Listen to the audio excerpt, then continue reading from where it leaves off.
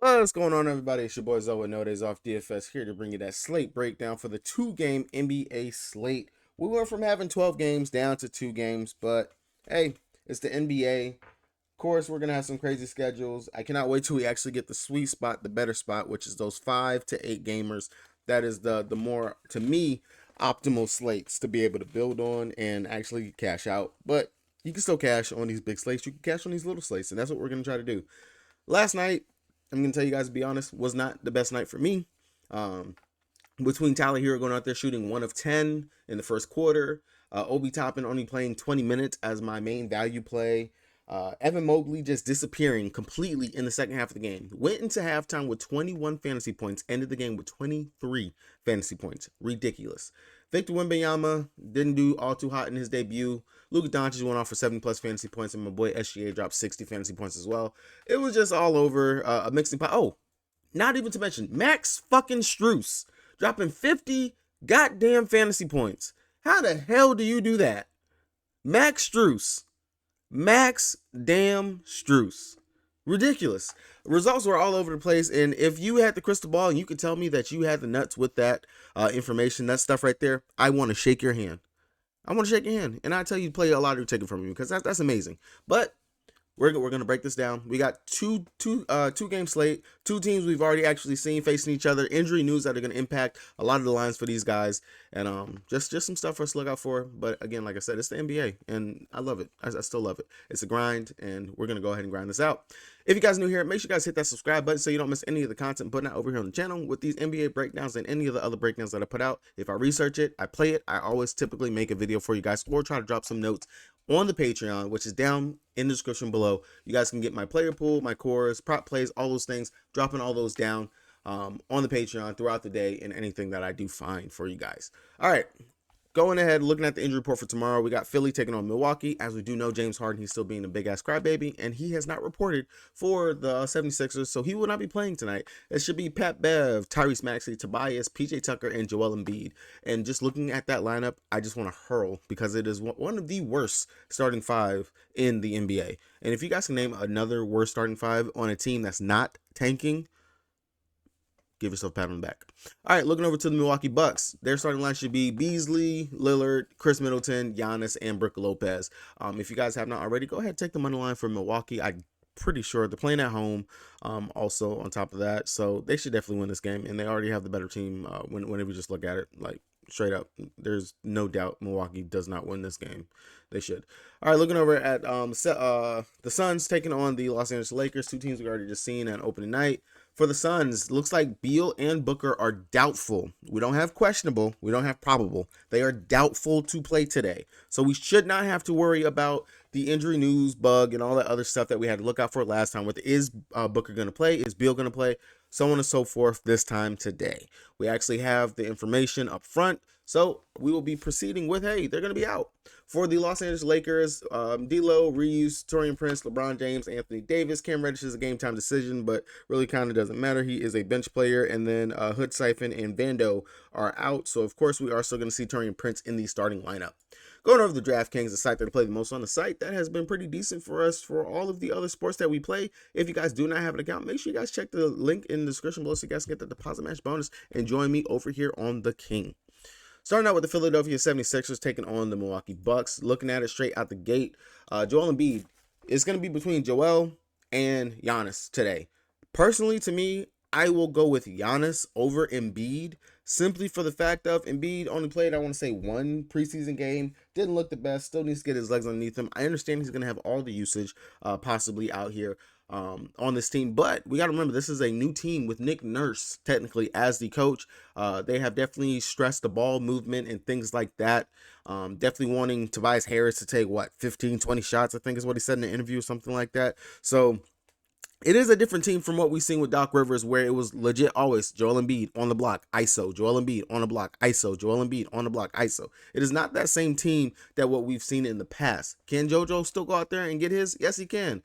But I will go with, I will go Giannis. I feel like he is definitely in the better position to go ahead and lead his team like he always does. Even with Dame over there playing for them, still it's Giannis. And there's not too many people that can actually stop him. And Embiid, he's one of them that I'm not too worried about down there. Neither or Tobias Harris or PJ Tucker. None of them strike fear in my heart going up against Giannis.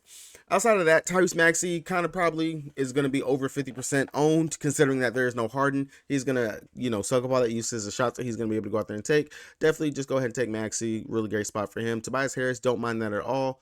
Coming down to the bench, I'll tell you right now, PJ Tucker, Patrick Beverley, not worried about neither one of those guys. The low usage guys, can they stumble their way into maybe 20 fantasy points? Patrick Beverley, yes. PJ Tucker, you got to be knocking down those corner shots for that to happen, and I really never hover or click this man's name.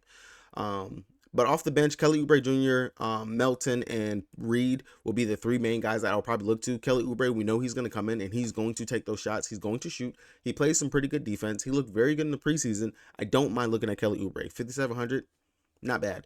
Melton, we already seen that when they started him out there, even with the duo of Melton and Tyrese Maxey, looked very good. And Melton is a very good player. I don't mind looking at Melton either. If you guys are wanting to pay down or maybe just trying to do a little bit of a stack of the 76ers, or you think the game might blow out, so you're wanting to get some of the bench players that should actually go out there and get some run. But really do like Melton, really do like Kelly Oubre Jr., Tobias Harris, Maxey, and Embiid. All of them are going to be in play. Maxey, really kind of see how you don't go ahead and play that. Not scared of Damian Lillard defense. Malik Beasley, he's an all right defender, pretty good, but still, Maxey's Maxey, man. Maxey's going to go out there and do what he does. I will say that I would expect Tobias Harris to probably be the lower owned out of all of the Philadelphia 76ers from their starting lineup, just because when you look at his name, you look at Tobias Harris, he's not a player that most people like to click. I know, at least for myself, I don't like to click Tobias Harris.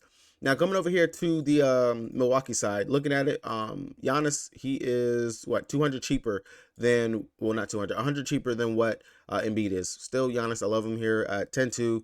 Don't mind. Pretty sure he's going to go out there and put on a show in the first game for them in front of his fans for the season. Damian Lillard at 9K. I don't really like that price tag. Think he should probably be down more towards the lower 8K range. You can take a chance on him, but not someone that I'm really gunning to that I feel like you have to play on today's slate. Can you definitely get different in GPPs by playing Damian Lillard over Giannis? Yes, definitely. I think that would be a strategy that you could probably pull out and do to get different and get that at low ownership right there. Chris Middleton, Brook Lopez. Chris Middleton should be limited if I'm not mistaken. I know that he's coming off of an injury. Middleton spent most preseason recovering from blah, blah, blah, blah. Yeah, I doubt that Chris Middleton's going to see heavy minutes. Kind of going to probably be in that LeBron boat, maybe about 30 minutes if anything for him. So wouldn't expect too much. With that being said, I don't mind Beasley. Don't mind looking at Beauchamp because he should probably slide in there for a lot of the minutes. Middleton, giving him those breaks and rest. Maybe Middleton plays in the 4 or 5 minute burst type thing, and we see a lot more of Beauchamp. Crowder, interesting. Don't mind that. Cameron Payne off the bench, backup point guard role. Don't mind him as well. So it's a mixing pot of what you can actually get over here on the Bucks in regards to trying to figure out who you want to take from the bench. Ranking them all from the bench, I would say Beauchamp, Beasley starting, but Beauchamp, Payne, Crowder would be probably the main guys I would look to. And then Bobby Portis. I can't forget Bobby Portis, especially if the game is possibly a blowout, but I doubt it'll blow out. On these two gamers, we normally see crazy things happen, so I'm not going to put that in the air. But definitely Beauchamp. Definitely off the bench. Cameron Payne. Both those two are very interesting. But Giannis is my favorite play from that team. Going over here to the Suns taking on the Lakers. I don't know why. Every single time I look at Phoenix, I want to say, I know why. Of course, WNBA. I want to say the Mercury. Every single time I look at it, it makes me want to say Mercury. But coming over here to Phoenix, looking at them, Kevin Durant, 8-9, under 9K, no Bradley Beal, no Booker. He's probably going to be highly owned. Of course, it's going to be KD. It's going to be the KD show. That is kind of what is going to be expected. Now, in the first game out there with just him and Book, he scrounged his way to, I want to say, 30 to 40-ish fantasy points, if I'm not mistaken. Went out there. It was 30-something fantasy points. Didn't make it to the 40 exactly, but played significant run out there in that time. 37 minutes for him in that game. So that's pretty good. Don't mind going to Kevin Durant. Will be highly owned on this 2-game slate. Definitely do not mind coming out here and playing my boy Nurk. Nurk looked very good in that first game. Played very well in his 29 minutes and popped off. With no Beal, with no Book, I would expect Nurk to be technically the second fiddle out there to Kevin Durant. And with the way they're using him in the actions, the high screens, getting him involved in the passing game, letting him set up plays, things like that, I like that for him and what he's actually going out there and do. So I don't mind coming out here to Nurk. And we just seen what the Joker, I'm not going to say Nurk is on the same level of the Joker, but if you guys don't know, Nurk and and Jokic were on the same team. They were playing together at one point in time when they were both playing on the Nuggets. So definitely do not mind going to Nurk here in this position of spot. Definitely think that he has some upside going up against Anthony Davis and the Lakers. Josh Okogie, Eric Gordon, Grayson Allen, I would expect that to possibly be what we're looking at. Goodwin, Allen, Josh Okogie as the starting lineup.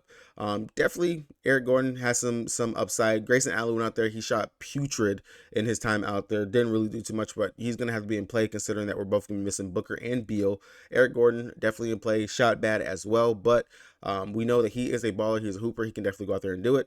I don't mind going back to Eric Gordon. And then Josh Okogie, I know he's going to start. He's going to play a shit ton of minutes. Again, I don't mind going to Josh Okogie as another play. Not off the bench. If Goodwin actually slides in and is the starting point guard, I kind of don't see how you don't just take advantage of the 3,200 price tag. Kind of like Obi Toppin. Yes, it's value, probably better for cash games. I will still go ahead and take that value that I will actually get with a player who is 3,200 that could possibly go out there and play 25 to 30 minutes. I will take that all day, every day. Do not mind that at all. Everyone else really didn't do too much in the first game for me to actually consider it and even look at them. Over here to the Lakers, I'll tell you right now, I'm not going to worry about LeBron James, considering I understand he went out there, he played 29-ish minutes, and he still dropped 40 fantasy points, but to me, not really favoring looking at LeBron. I'd rather go ahead and play Anthony Davis, 8-8. He owes me some money. Went out there, he played almost the whole damn game and only gave us 32 fantasy points. You owe me, AD. You owe me big time. And I think you can actually do that here in this spot. So I do like Anthony Davis here at the 8-8 price tag. Range, definitely in play. Austin Reeves, D'Angelo Russell, both of them went out there. Reeves, he put up a pretty good stat line. D'Lo, horrible shooting tonight. We'll go right back to D'Angelo Russell. Austin Reeves definitely could be in play. Don't mind looking at him as well. And then Taurean Prince, still priced down at 4-3. I understand Lightning probably will not strike twice. I doubt that he's going to go out there and shoot, 3 of 5 from 3, something like that. But still, what he could bring on the defensive side, and the minutes that he is still going out there and playing, I do not mind looking at Taurean Prince at the 4-3 price tag. I definitely will have him in play again. With Vando being out, you can look at Rui off the bench as well. And then Gabe Vincent, I'm going to back off of Gabe Vincent. He didn't play as many minutes as what I thought he would have played out there for them. Definitely was in spot Spurs. They really did rotate between him and D'Lo being out there on the court, and D'Lo really did play more minutes overall. Gabe, he was all right in his Spurs when he was out there on the court, but not really necessarily needing or feeling like we need to go to Gabe Vincent. But all right, guys, that's really going to be the breakdown right there. If you guys are looking to go ahead and start your lines, like I said, my main guy is probably going to be Giannis that I'm going to be locking in there, and I kind of don't see how we don't get away from playing Kevin Durant in this range. But if you want to get different, you want to be crazy, wild with it, go ahead and just lock in Nurk instead of playing KD, and you could build a fade KD line. I'm not telling you that that's going to be perfect and probably the play to go, but if you were to build a fade KD line, you will be different than most of the field. And probably might be able to take down first. 100K up to first, as always. All right, guys, that's going to be it for me. Hopefully, you guys hit the subscribe button if you guys enjoyed the content. Peace.